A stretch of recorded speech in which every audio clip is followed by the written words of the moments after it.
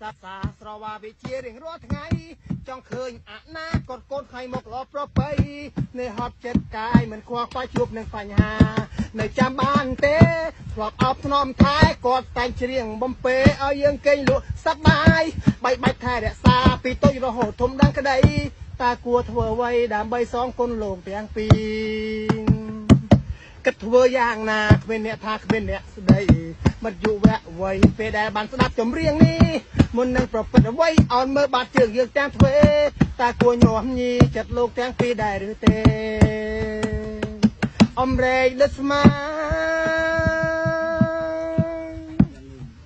ដើរទាំងតណ្ដាថ្ងៃក្តៅ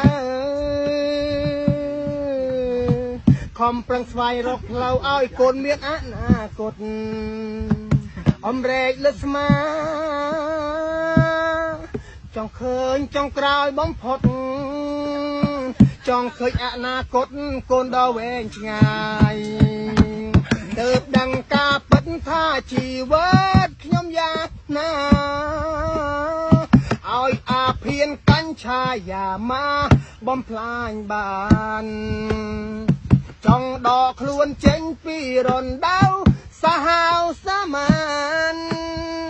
គ្រឿងញៀននាំខកប្រានអ្នកណាអាចជួយបានត្រូវតែសម្រេចចិត្តខ្លួនឯងអូហូយ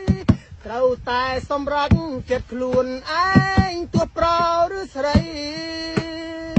ឈប់ភ្លក់គ្រឿងញៀនដ៏អប្រិយនាំខ្សែប្រានមានតែខ្លួនឯងដែលអាចជួយដល់ខ្លួនឯងបាន